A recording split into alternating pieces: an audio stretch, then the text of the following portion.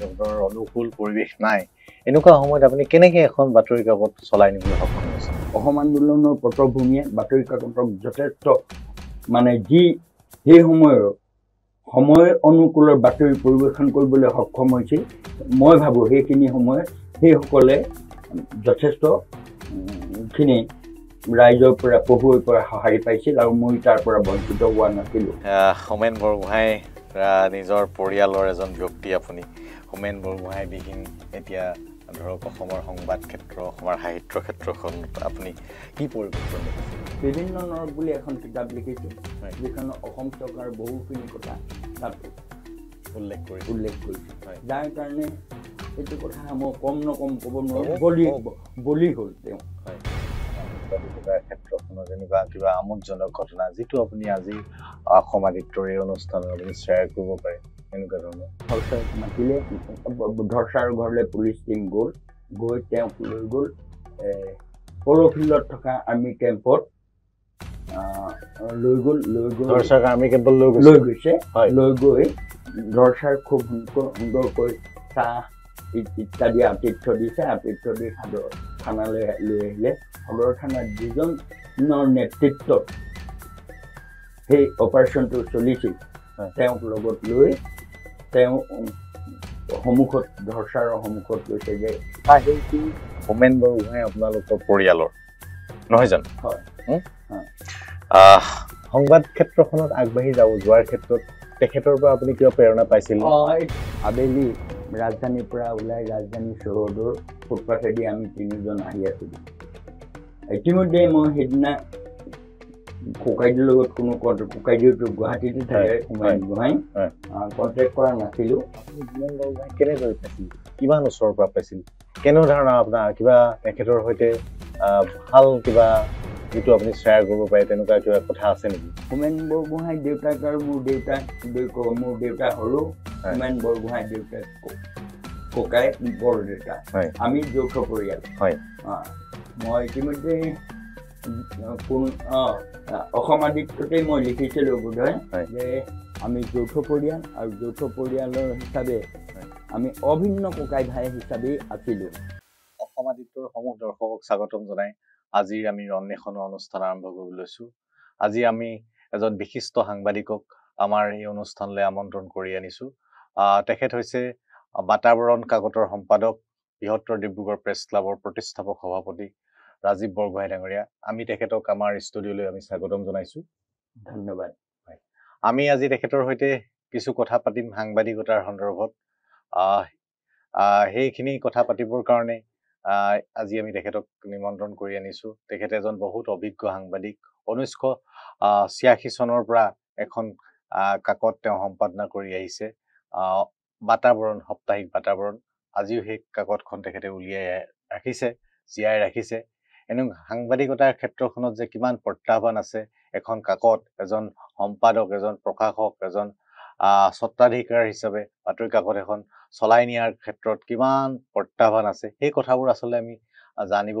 পাৰিম তেখেতৰ পৰা আমি আজি সেই কথাখিনি জানিবলৈ আমি তেখেতৰ পৰা বিচাৰিম মই প্ৰথমতে তেখেতৰ পৰা জানিব বিচাৰোঁ আৰু দৰ্শকেও জানিব বিচাৰিব যে আপোনাৰ সাংবাদিকতাৰ যাত্ৰা কেতিয়াৰ পৰা কেনেকৈ আৰম্ভ হৈছিল এই কথা ক'বলৈ হ'লে মই কিছু আগুৱাই যাব লাগিব কাৰণ মই কানৈ কলেজৰ পৰা 73 চনত গ্ৰেজুৱেশ্যন লোৱাৰ পাছত ঘৰৰ ব্যৱসায় সূত্ৰে 75 পৰা মই চিনেমা ব্যৱসায়ত জড়িত হ'লোঁ আৰু এই সময়ছোৱা কিছুদিন আপুনি চিনেমা ব্যৱসায় মানে কি চিনেমা প্ৰদৰ্শকৰ মই কাম কৰিছিলোঁ টৰিং চিনেমা যিটো ভ্ৰাম্যমান চিনেমা বুলি কয় ভ্ৰাম্যমান হ'লেও এনেকুৱা আছিল যে ভ্ৰাম্যমান চিনেমা এটা কণ্ডিশ্যন থাকে এটা কেম্পত যেতিয়া চলায় ধাৰাসাৰ 15 দিন চলোৱাৰ পাছত এটা দিন ব্ৰেক কৰি আকৌ তাত কণ্টিনিউ কৰিব পাৰে ঠিক তেনেকেই আমি ধাৰাবাহিকভাৱে ঢকুৱাখানা আৰু ধেমাজিত আৰম্ভ কৰিছিলোঁ আৰু যথেষ্ট ভালেই আছিল আমাৰ প্ৰাৰম্ভিক যাত্ৰা যথেষ্ট ভাল আছিল কিন্তু যেতিয়া অসম আন্দোলন আহিল অসম আন্দোলনত ধাৰাবাহিকভাৱে অসম বন আৰু চিনেমা উদ্যোগৰ ওপৰত পৰা যিটো প্ৰত্যাহ্বান সেই প্ৰত্যাহ্বানৰ কাৰণে আমি যথেষ্ট লোকচানৰ সন্মুখীন হ'বলগীয়া হ'ল আৰু কালক্ৰমত আমি বন্ধ কৰি দিবলগীয়া হ'ল। অৱশ্যে মোৰ ককাইদেউৰ নামত ধেমাজিত আমাৰ এটা স্থায়ী প্ৰেক্ষাগৃহৰ নিৰ্মাণ চলি থকা হৈছিল। পৰৱৰ্তী পৰ্যায়ত ককাইদেউৱে সেইটো ষ্টাৰ্ট কৰে যদিও এই আলফাৰ প্ৰভাৱত যিটো চিনেমা উদ্যোগৰ যিটো প্ৰত্যাহ্বান আহিছিল তাৰ ফলত এতিয়াও বন্ধত থাকিবলগীয়া হ'ল। যেতিয়া মই বন্ধ কৰিবলগীয়া হ'লো তেতিয়া মই মোৰ বিকল্প ব্যৱসায় সন্ধানত মই চিন্তা কৰিবলগীয়া হ'লো আৰু ইতিমধ্যে মই বহুত বেয়া দিন প্ৰায় 4-5 বছৰ পাৰ কৰি 79 চনত মই ঢকুৱাখানাত বিহপুৰীয়া ইত্যাদি জেগাৰ চিনেমা প্ৰদৰ্শন কৰা জেগাৰ পৰা ডিব্ৰুগড়ত আহিলোঁ। ডিব্ৰুগড়ত নিজৰ ঘৰ থকা সুবিধাত মই কিবা এটা বিকল্প ব্যৱস্থা কৰাৰ চিন্তা কৰিলোঁ। তেনে সময়তে 82 চনত কংগ্ৰেছ গভৰ্ণমেণ্ট হিতেশ্বৰ শইকীয়াই চিফ মিনিষ্টাৰ অসমৰ নিবনুৱা যুৱকসকলৰ কাৰণে 25,000 টকা এটা লোন দিছিল আৰু মই সেই 25,000 টকা লোন লৈ যৌথভাৱে মোৰ এজন বন্ধুৰে সৈতে কনিষ্ঠ মোতকৈ কিন্তু মই বন্ধু হিচাপে তেওঁ লগত মোৰ আদান প্ৰদান চলে। তেওঁৰ সৈতে মই যুটীয়াভাৱে কেক্সটন প্ৰিণ্টিং ৱৰ্কছ নামেৰে এটি সৰু ছাপাশাল আৰম্ভ কৰোঁ। ইয়াৰ কিছুদিনৰ পাছতে আমি স্পন্দন নামেৰে এখন কাকত 15 দিনীয়া কাকত আৰম্ভ কৰিছিলোঁ আৰু কিবা কাৰণত মই ব্যক্তিগতভাৱে এই স্পন্দনৰ পৰা এৰি মই প্ৰেছটো যিহেতু মোৰ নামতেই আছিল মই সুকীয়াকৈ বাতাবৰণ নামৰ এখন কাকত পঞ্জীয়নৰ কাৰণে দিল্লীলৈ আবেদন জনালোঁ আৰু মই ইতিমধ্যে ষ্টাৰ্ট কৰিলোঁ। এয়াই মোৰ প্ৰথম সাংবাদিকতা আৰম্ভ হোৱাৰ মূল কাৰণ। আপোনাৰ মানে সাংবাদিকতাৰ আৰম্ভ বাতাবৰণৰ পৰাই আৰম্ভ হৈছে। বাতাবৰণৰ সেই আপুনি যাত্ৰাটোৰ কথা কওকচোন। বাতাবৰণখন চলাই নিয়াৰ ক্ষেত্ৰত এতিয়ালৈকে আপুনি কণ্টিনিউ কৰি আছে, যিহেতু এখন বাতৰি কাকত চলাই দিছে। বৰ্তমান সময়ত বাতৰি কাকতৰ অনুকূল পৰিৱেশ নাই, এনেকুৱা সময়ত আপুনি কেনেকে এখন বাতৰি কাকত চলাই নিবলৈ সক্ষম হৈছে? এইটো এটা বৰ জটিল প্ৰশ্নৰ উত্তৰ। মই প্ৰথমতে যেতিয়া ষ্টাৰ্ট কৰিছিলোঁ পঞ্জীয়নৰ যিটো প্ৰক্ৰিয়া সেই প্ৰক্ৰিয়াটোৰ লগত মোৰ বিশেষ অভিজ্ঞতা নাছিল। এনিৱে এৰাধৰাকৈ মই 88 চনলৈকে চলাই আছিলোঁ আৰু সেই চলোৱাৰ মুহূৰ্তত মোৰ মূলধন আছিল মোৰ ব্যৱসায়। প্ৰেছৰ যি টকা সামান্য হ'লেও যি টকা পাওঁ সেই টকাৰে মই ঘৰ চলাৰ লগতে আপাতত মই 15 দিনীয়াকৈ আৰম্ভ কৰিছিলোঁ আৰু 15 দিনীয়া কাগজখন অন্ততঃ এটা ভাল চাৰ্কুলেশ্যনৰ মাজত মই চলাই যাবলৈ সক্ষম হৈছিলোঁ। কাৰণ তাৰ পৰা মই যি ধৰণে গ্ৰাহকৰ পৰা মানে পঢ়ুৱৈৰ পৰা যি ধৰণে মই প্ৰত্যুত্তৰ পাব লাগিছিলে ভাল ধৰণেই পাইছিলোঁ। তাৰ কাৰণে মোৰ সহায় আছিল আৰম্ভণিত অসম আন্দোলনৰ পটভূমিটো। অসম আন্দোলনৰ পটভূমিয়ে বাতৰি কাকতক যথেষ্ট মানে যি সেই সময়ৰ সময় অনুকূলৰ বাতৰি পৰিৱেশন কৰিবলৈ সক্ষম হৈছিল। মই ভাবোঁ সেইখিনি সময়ত সেইসকলে যথেষ্ট খিনি ৰাইজৰ পৰা পঢ়ুৱৈৰ পৰা সঁহাৰি পাইছিল আৰু মই তাৰ পৰা বঞ্চিত হোৱা নাছিলোঁ। অত্যুক্তি কোৱা বুলি ক'লে ভুল হ'ব। মই কাৰ্বি আংলং, নগাঁও ইত্যাদি জেগাৰ পৰা মই যথেষ্ট সঁহাৰি পাবলৈ সক্ষম হৈছিলোঁ। লখিমপুৰ আৰু শিৱসাগৰ, ডিমৌ এই অঞ্চলটো মোৰ কাৰণে যথেষ্ট পঢ়ুৱৈৰ কাৰণে মই যথেষ্ট তেওঁলোকে সেই সহযোগিতাৰ কাৰণে মই যথেষ্ট উপকৃত। আপোনাৰ কাৰ্বি আংলঙলৈও আপোনাৰ কাৰ্বি আংলঙত মোৰ যিজন কাৰ্বি আংলঙৰ সাংবাদিক শ্বহীদ মানিক দেউৰী মোৰ লগতে সহযোগ আৰু তেওঁ প্ৰথম সাংবাদিকতা আমাৰ পৰাই আৰম্ভ কৰিছিল। কাৰ্বি আংলঙৰ শৰৎ পাতৰ এতিয়াও তেখেত কোনোবা এখন কাকতৰ লগত জড়িত, তেওঁ মোৰ লগত আছিল আৰু কেইবাজনো আছিল। মই এতিয়া নাম ক'বলৈ অলপ অসুবিধা হৈছে, কিন্তু যথেষ্ট দিনৰ বিৰতিত তেওঁলোকৰ লগত এতিয়া আমাৰ যোগাযোগ নোহোৱা হৈছে। এনেধৰণে সুবিধা পাইছিলোঁ আৰু সেইটোৱেই মোৰ মূলধন আছিল। নহয় মই এইটো কথা আপোনাক সুধিব বিচাৰিছো যে বৰ্তমান সময়ত এটা প্ৰত্যাহ্বান আহিছে ধৰক বাতৰি কাকত চলাই নিয়াৰ ক্ষেত্ৰত বিজ্ঞাপনৰ পৰা আদি কৰি আপোনাৰ চাৰ্কুলেশ্যনৰ গোটেইকেইটা দিশ জড়িত হৈ আছে। এনেকুৱা মুহূৰ্তত আপুনি এখন ধৰক আজি তাৰিখত ধৰক ছ'চিয়েল মিডিয়াৰ যুগ, এনেকুৱা সময়ত আজি আপুনি এখন পেপাৰ চলাইছে, এই কথাখিনি আচলতে আমাৰ দৰ্শকক জনাওক। এইটো নিতান্ত সত্য কথা যে এতিয়া বাতৰি কাকতৰ প্ৰত্যাহ্বান নহয়, সাংবাদিকতাৰ ওপৰতো প্ৰত্যাহ্বান। এনে এটা পৰিৱেশত বিশেষকৈ আমাৰ দৰে এখন ক্ষুদ্ৰ বাতৰি কাকত বচাই ৰখাটো অতি জটিল কথা। কিন্তু প্ৰশ্ন হৈছে কি, এই জটিলতাৰ মাজতো ধাৰাবাহিকতা ৰক্ষা কৰাৰ এটা চৰকাৰী নিয়ম আছে। সেই নিয়ম আমি মানি চলিবই লাগিব। আৰু মোৰ একান্ত মানে অন্তত মোৰ যি সামৰ্থ্য আৰু মোৰ সামৰ্থ্যৰ মাজত মই যিমান দিনলৈকে পাৰোঁ, পকেটৰ পইচা খৰচ কৰি হ'লেও মই এইটো মানে নিয়মীয়াভাৱে প্ৰকাশ কৰি থকাৰ মোৰ এটা নিজৰ মনৰ এটা প্ৰতিশ্ৰুতি আছে। সেই প্ৰতিশ্ৰুতি অনুসৰি কৰিছোঁ। ইয়াত মোৰ লাভালাভৰ কোনো প্ৰশ্ন নাই। অৱশ্যে সীমিত সংখ্যক মোৰ প্ৰচাৰ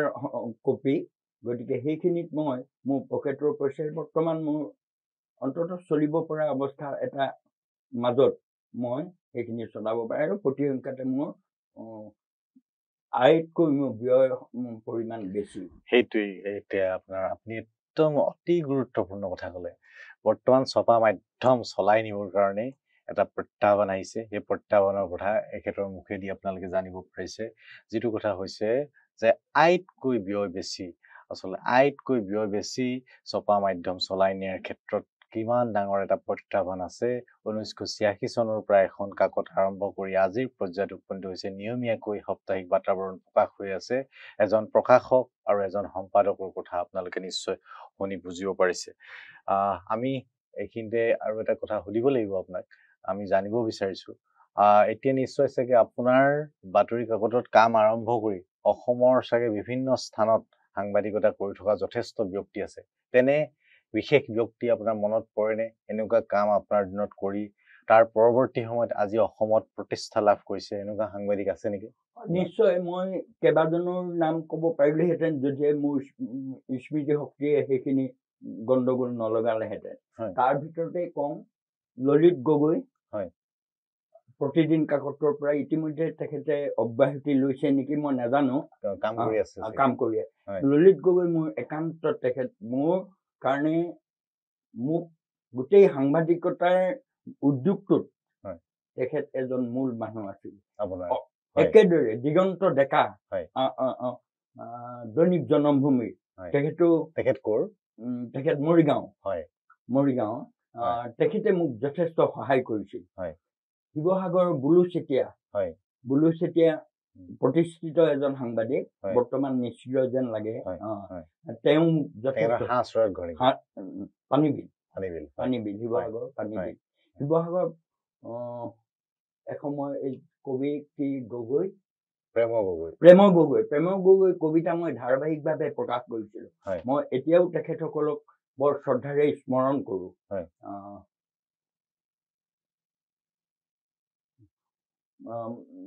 লাবণ্য ফুকন লখিমপুৰৰ, তেখেত এগৰাকী ভাল, এটা সময়ৰ ভাল কবি আছিল আৰু নিবন্ধও যথেষ্ট ভাল নিবন্ধ লিখিছে। আজিকালি তেওঁক নাপাওঁ। সেইবিলাকতো আপুনি জন্ম দিছে, ধৰক সেইবিলাকক আপুনি এখন মঞ্চ দিছে। মই কৈছোঁ যে সাংবাদিক হিচাপে ধৰক আপোনাৰ ধৰক আপুনি 1986 চনৰ পৰা আৰম্ভ কৰিছে এখন কাকত, আপোনাৰ তাত সাংবাদিকতা কৰি এতিয়াও বিভিন্ন স্থানত সাংবাদিকতা কৰি আছে কিছুমান। তেনেকুৱা আৰু কোনোবা আছে নেকি? মনত পৰা নাই ন? এই মুহূৰ্তত মই ক'ব পৰা অৱস্থাত নাই, কিন্তু আছে এইটো নিশ্চিত। মই ইতিমধ্যে কথোপকথনৰ মাজত যদি মনলৈ আহে মই ক'ব পাৰিম। আৰু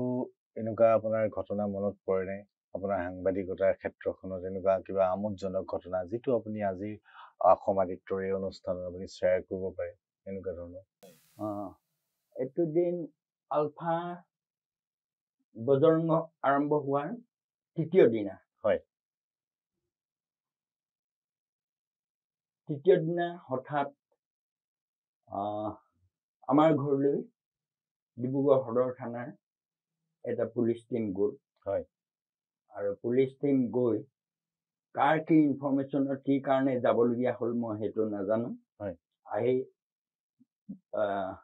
মোৰ ঘৰত যিমানখিনি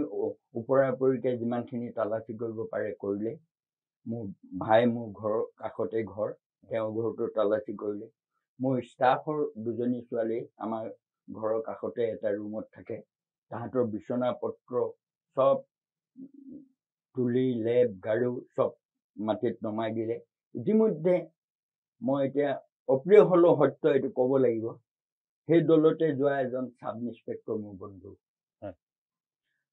তেখেতে মোৰ ঘৰৰ লগত মই কথা পাতি আছো ইতিমধ্যে পুলিচ টিমে গৈ মোৰ যি দুজনী ছোৱালী কম্পজিটৰ ছোৱালী কাম কৰে তাহাঁতৰ বিচনা পত্ৰ লুটি বাগৰ কৰিছে সেইখিনি মতে তেওঁ হঠাৎ মনত পৰিলে যে গোহাঁই ইয়াত কিয় আছে তাহাঁতৰ লগত যাওক তাৰপিছত মই গৈ দেখিছো যে বিচনা পত্ৰ লুটি বাগৰ কৰি মাটিত কৰি ছোৱালীকেইজনী একাষত থিয় হৈ আছে একো নাপাই গৈ মই যেতিয়া উপস্থিত হলো ঘূৰি আহিলে ঘূৰি অহাৰ কিছু সময় পাছত তেওঁলোকে কি পালে নাপালে এইটো একো আমাক নকলে তেওঁলোক গুচি গ'ল গুচি যোৱাৰ পাছত ঠিক মোৰ বন্ধুজনে ক'লে মই তোক কেলে ক'লো জানো নাই এওঁলোকেও বহুত কাম কৰে মই ষ্টাফ হ'লেও তোক ক'বই লাগিব এইটো কিন্তু মই আজি পুলিচ ডিপাৰ্টমেণ্টৰ সম্পৰ্কত মোৰ থকা এটা ডাঙৰ অভিযোগৰ সত্যাসত্য তেওঁ প্ৰমাণ বৰ্তমান তেওঁ জীৱিত নহয় মৃত লখিমপুৰত তেওঁ চাব ইন্সপেক্টৰ ৰিটায়াৰ হোৱাৰ পাছত তাতে তেওঁ চেটেল কৰিলে প্ৰমোচন লৈ কি হ'ল নাজানো এনেধৰণৰ আৰু কথা আছে আৰু কথা মানে কি দ্বিতীয় দিনা সেই একেটো টিমেই গৈ আমাৰ জ্যেষ্ঠ সাংবাদিক ঢুকালে এতিয়া কানৈ কলেজৰ প্ৰফেচাৰ ধৰছাৰ ঘৰটো এটা দেৱৰঞ্জন ঘৰ দেৱৰঞ্জন ধৰছাৰে আৰু মই এটা নিউজ কৰিছিলো নিউজটো মই এতিয়া মনত নাই পাৰিছো যিটো নিউজৰ কাৰণে দুইজনৰ ঘৰতে তেনেকে তালাচী চলালে তৃতীয় দিনা দেৱৰঞ্জন ধৰছাৰ আৰু আমি সেইখিনি সময়ত সোণোৱাল ডিচি আছিল ডিচিক আমি ইনফৰমেশ্যন কৰিলো ডিচিক জনালো ডিচিয়ে কৰি মেলি তাৰপিছত কি কৰিলে মই নাজানো ধৰছাৰ মাতিলে ধৰছাৰ ঘৰলৈ পুলিচ টিম গ'ল গৈ তেওঁক লৈ গ'ল প'ল' ফিল্ডত থকা আৰ্মি কেম্পত লৈ গৈছে লৈ গৈ ধৰছাৰ খুব সুন্দৰকৈ চাহ ইত্যাদি আতিথ্য দিছে আতিথ্য দি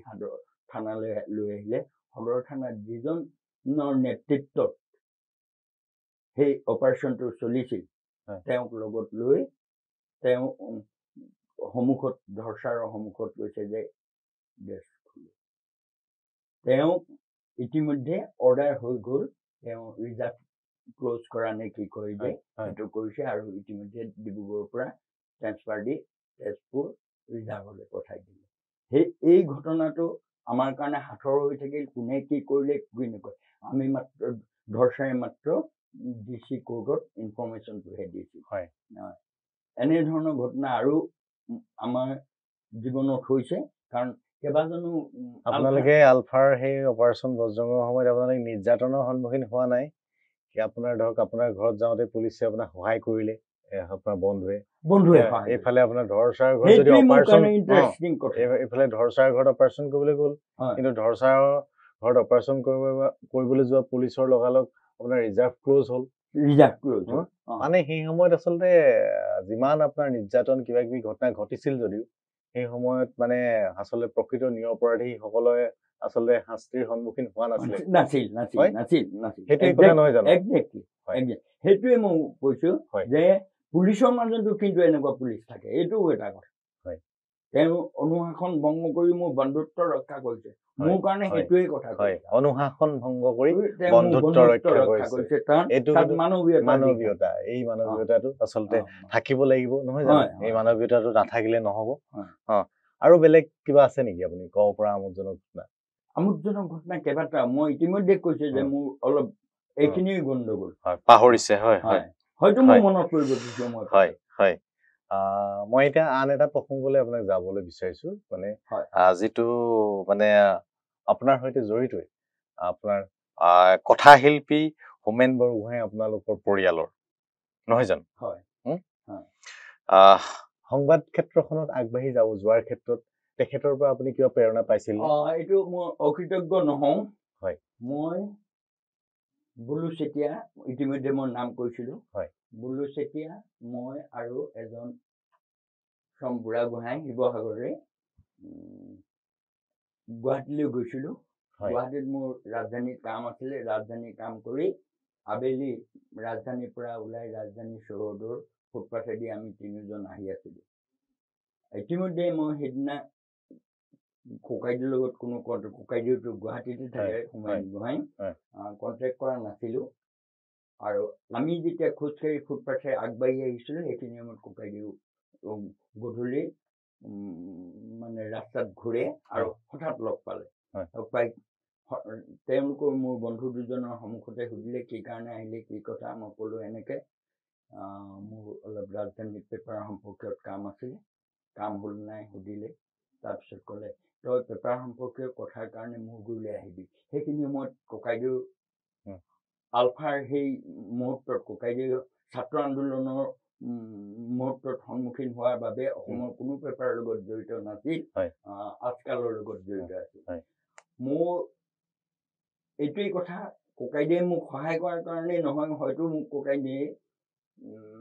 সেই মোৰ পেপাৰৰ যোগেদি তেখেতে এটা কিবা হয়তো চিন্তা কৰিছিলে নেকি যেহেতু সেইখিনি সময়ত জনক্ৰান্তি বোলা পেপাৰখনতো তেওঁ কিছুদিন অসমৰ কোনো কাগজ তেখেতৰ হাতত নাছিল সেইখনতো লেখা পঢ়া কৰিছিল মোক বোধহয় তেনেকুৱা কাৰণেই কৰিছিল মই কিন্তু একান্ত কাৰণত লগ কৰিব নোৱাৰিলো মোক সেইদিনাই মতা নাছিলে পাছত মাতিছিল এই কথাটো এই কাৰণে ক'লো ককাইদেউৰ কাৰণে আক্ষেপৰ কথা এইটো কাৰণে থাকি গ'ল বুলি কৈছো ককাইদেউৰ বন্ধু এজনকো কৈছিল মই মোৰ ঘৰুৱা নাম ৰাণা মই ৰাণাক মাতিছিলো সি কিন্তু মোৰ গুৰিলৈ নাহিলে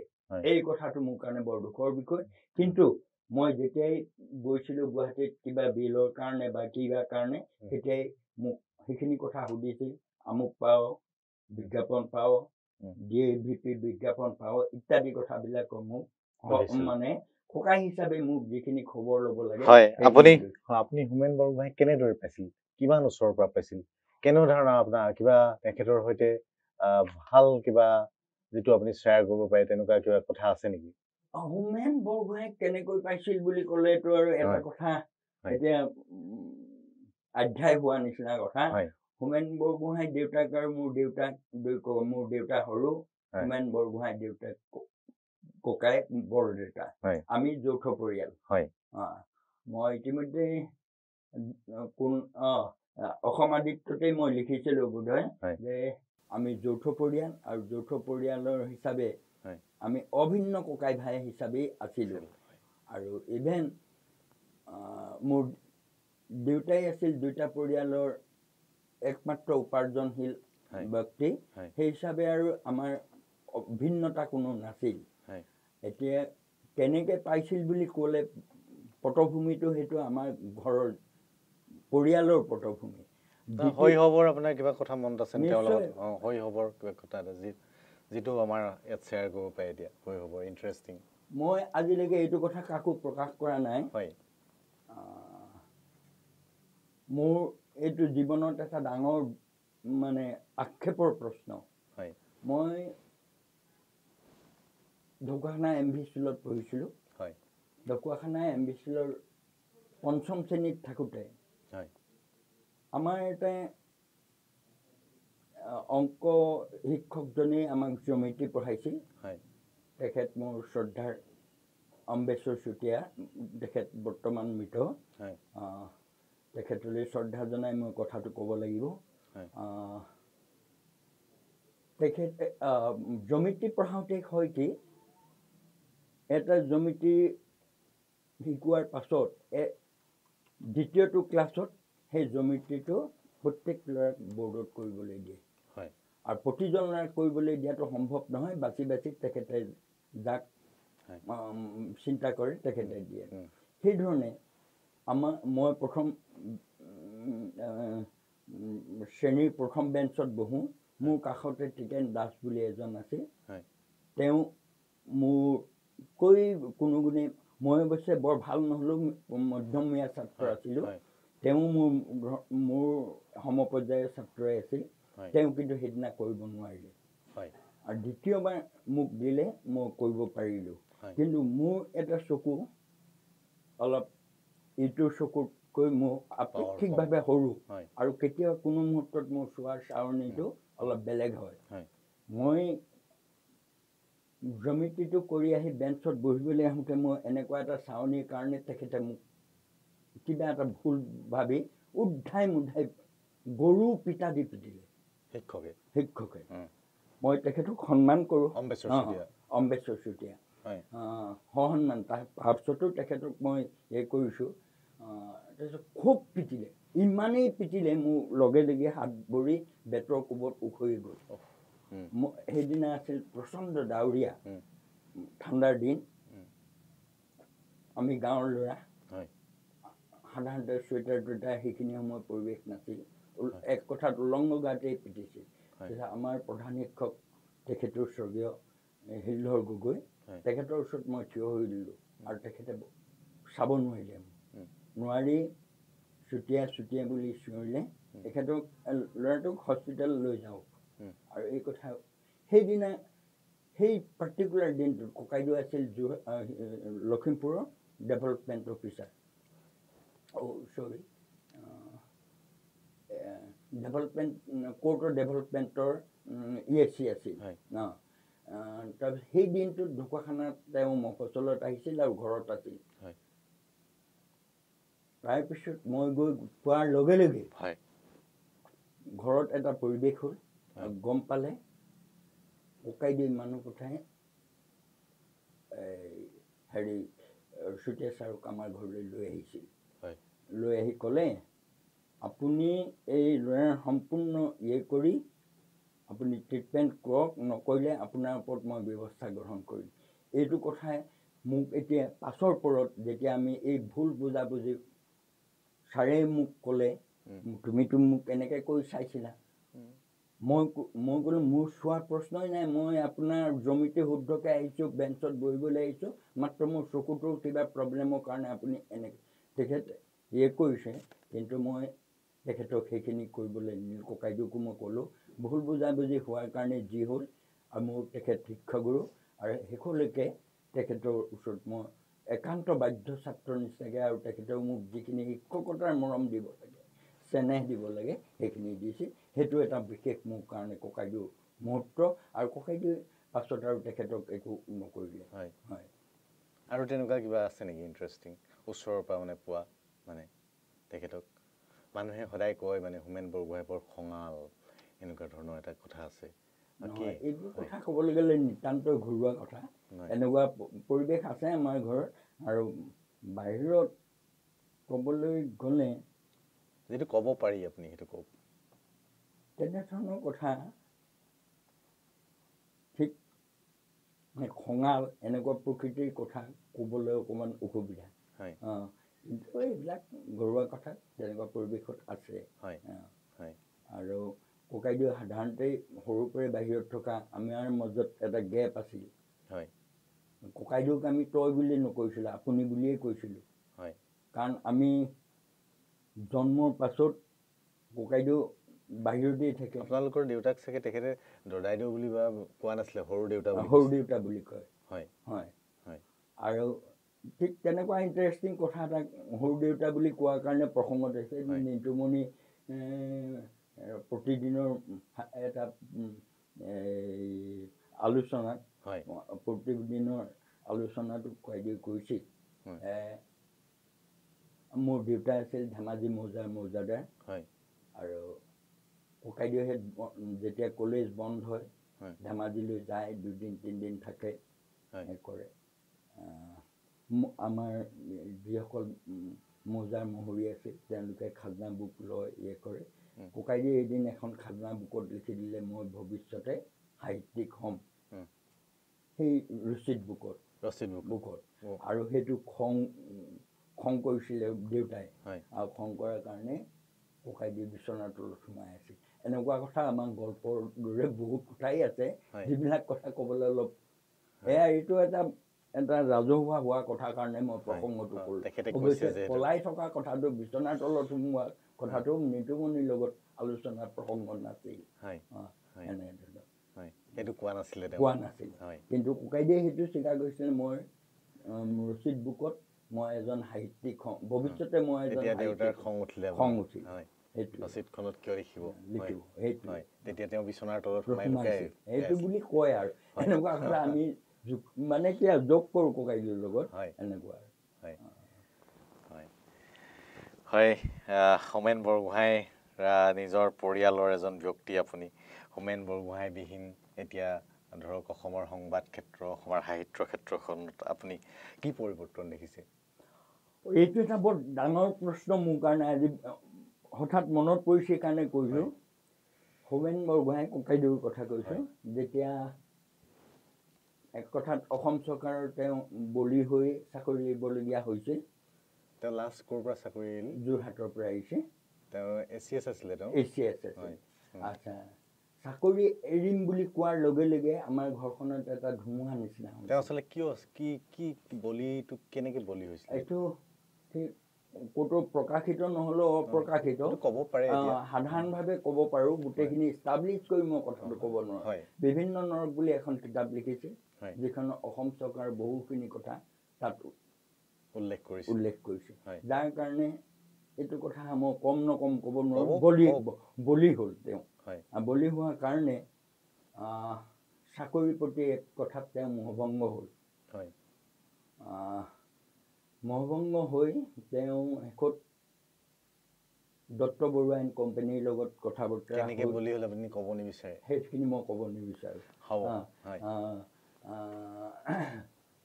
দত্ত বৰুৱা এণ্ড কোম্পানীৰ লগত কথা বতৰা হ'ল আৰু ইতিমধ্যে তেওঁলোকে কথা বতৰা অনুসৰি আগবাঢ়িলে আৰু তেতিয়া ঘৰত এখন চিঠি লিখিলে যে মই সাংবাদিকতা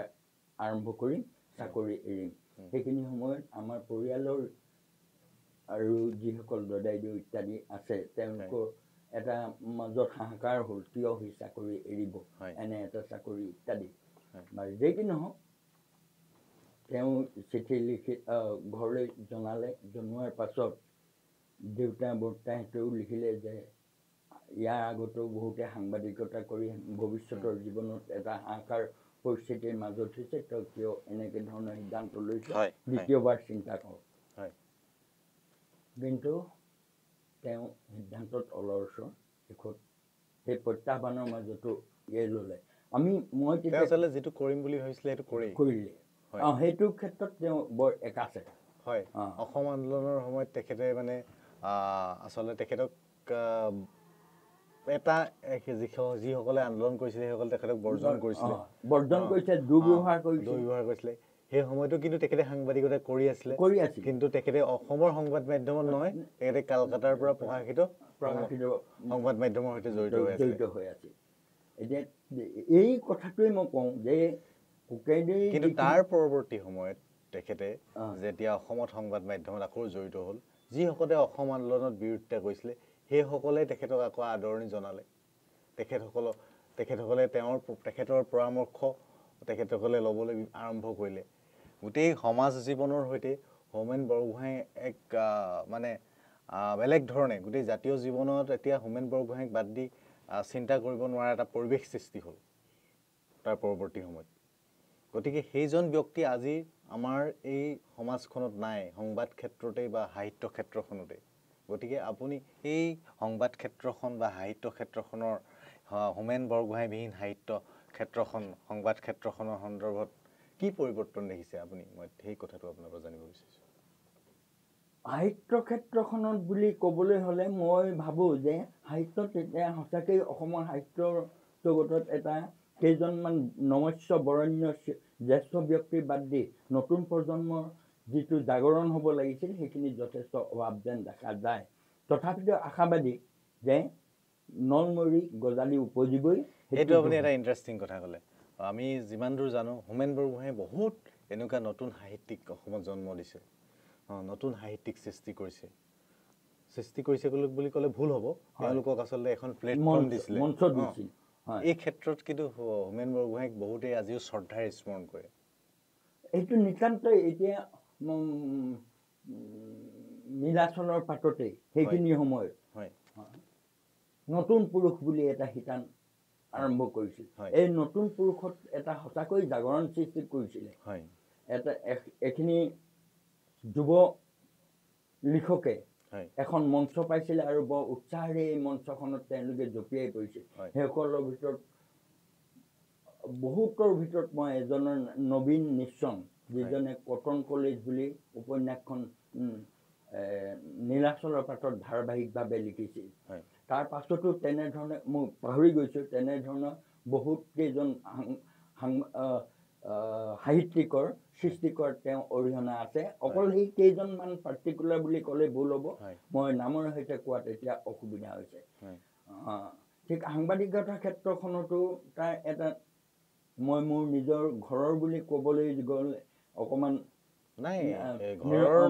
এইটো এটা সামাজিক কথা হিচাপে মই ক'ব, সঁচাকৈ এটা জোৱাৰ সৃষ্টি কৰিছিলে। নীলাচলৰ পাতত যেতিয়া তেওঁ অনুসন্ধানমূলক বাতৰি আৰম্ভ কৰিছে, তাৰ পাছতেই অসমত এটা কথা ক'ব লাগিব যে অনুসন্ধানমূলক বাতৰিৰ প্ৰক্ৰিয়াটো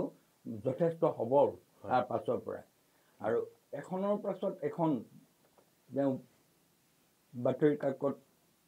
মানে শেষৰ পৰ্যায়লৈকে দৈনিকলৈকে তেখেত সম্পাদনা কৰিলে। কিন্তু প্ৰতিশ্ৰুতি লৈ এখন কাগজৰ পৰা দ্বিতীয়খন কাগজত তেতিয়া তেওঁ যোগদান কৰে, সেই যিটো প্ৰতিশ্ৰুতি সাংবাদিকতাৰ যোগেদি সংবাদ গোষ্ঠীটোক মানে মালিক পক্ষক যিটো প্ৰতিশ্ৰুতি দিব লাগে, সেই প্ৰতিশ্ৰুতিটো দিয়াত কিন্তু তেওঁ সফল বুলি মই ভাবোঁ। প্ৰতিশ্ৰুতি পূৰণত সফল মানে এটা সাংবাদিকতাৰ প্ৰতিষ্ঠান গঢ় দিয়াত তেওঁ মুখ্য ভূমিকা পালন কৰিবলৈ সক্ষম হোৱা বুলি মোৰ ধাৰণা হয়। সেইকাৰণে আমাৰ অসমত জইন কৰাৰ আগতেই তেওঁ অসমবাণীত আছিল। অসমবাণী এৰি তেওঁ নাগালেণ্ডত আছিল। নাগালেণ্ডত আছিল মানে অসমৰ কেইটামান প্ৰতিষ্ঠান আৰু কেইজনমান ব্যক্তিৰ প্ৰেছাৰত যে আমি কাগজ উলিয়াম, আপুনি আহক ইত্যাদি ইত্যাদি, এনেকুৱা কাৰণ সেই প্ৰেছাৰৰ পৰা মুক্ত হৈ তেওঁ কিছুদিন মুকলি পৰিৱেশত থাকিবৰ কাৰণে নাগালেণ্ডত আছিল। আৰু সেই কথাটো তেওঁ স্পষ্টকৈ লিখিছিল, চেচাৰামত দুদিন নে কি বুলি এটা প্ৰবন্ধ হেৰিত লিখিছিল, সূত্ৰধাৰত লিখিছিল। আৰু তাৰ পাছতে তেওঁ সেই তাৰ পৰাই তেওঁ জি.এল. আগৰৱালাৰ লগত যোগাযোগ হৈছিল আৰু তেওঁ যোগাযোগ অনুসৰি যি প্ৰতিশ্ৰুতি দিছিল সেই প্ৰতিশ্ৰুতি ৰক্ষা কৰিব পাৰিছিল বুলি আমি জানো। হয়, সাংবাদিকতা ক্ষেত্ৰখনেই হওক লাগে, সাহিত্য ক্ষেত্ৰখনেই হওক লাগে, হোমেন বৰগোহাঁই যিদৰে কাম কৰিছিলে সেই তাৰ বাবে তেওঁৰ নিজৰ কৰ্মৰ বাবে যুগে যুগে অসমীয়া মানুহৰ মাজত তেওঁ থাকি যাব। অসমীয়া মানুহে সদায় তেখেতক স্মৰণ কৰিব, তেওঁ আদৰ্শৰে কাম কাজ কৰি যাব, সেইটো সত্য কথা। ভাল লাগিলে, আপুনি যথেষ্টখিনি তেখেতৰ কথা আমাৰ আগত ক'লে। শেষত আপোনাক আৰু এটা মই কথা সুধিম, সাপ্তাহিক বাতাবৰণখন আপুনি নতুনকৈ আগবঢ়াই নিয়াৰ কিবা নতুন পৰিকল্পনা লৈছে নেকি? এইটো কথাত অকণমান ঠিক স্পষ্টভাৱে ক'বলৈ অসুবিধা, কিন্তু কথা হয় যদি ধাৰাবাহিকতা ৰক্ষা কৰিব পাৰোঁ আৰু যদি এই ধাৰাবাহিকতাৰ মাজতে আমাৰ ঘৰুৱা অলপ প্ৰস্তুতিৰ প্ৰশ্ন আছে, যদি সেই প্ৰস্তুতিৰ মাজত মোৰ তৃতীয় আৰু চতুৰ্থ এই দুইজন ল'ৰাই এনেকুৱা এটা কথা চিন্তা কৰি আছে, যদি সম্ভৱ হয় এটা দিনত কিবা এটা হয়তো তেওঁলোকে আৰম্ভ কৰিব। নতুন ৰূপত আচলতে সাপ্তাহিক বাতাবৰণ আগবঢ়াই নিয়াৰ আপোনালোকৰ পৰিকল্পনা আছে। যদিহে সেইখিনি ভগৱানে সহায় কৰে, সেই পৰিকল্পনা সঠিকভাৱে আগবাঢ়ক, সেই পৰিকল্পনা বাস্তৱত ৰূপায়িত হওক। আপোনাৰ সাংবাদিকতাৰ জীৱনৰ পৰা আমিও বহুত কথা শিকিছোঁ। আগন্তুক দিনত আপুনি সংবাদ ক্ষেত্ৰখনত কাম কৰি যাওক, আপোনালৈ আমাৰ শুভেচ্ছা থাকিল। আপুনি এইখিনি সময় আমাক দিয়াৰ বাবে আপোনাক ধন্যবাদ জ্ঞাপন কৰিছোঁ আৰু সমূহ দৰ্শকৰ পৰা বিদায় মাগি অনুষ্ঠানটো আমি ইয়াতে সামৰণি মাৰিছোঁ। ধন্যবাদ। অসম আদিত্যই মোক এই মঞ্চত এনেকৈ থিয় কৰি এইকণ কথা কোৱাৰ সুবিধা দিয়াৰ বাবে অশেষ ধন্যবাদ।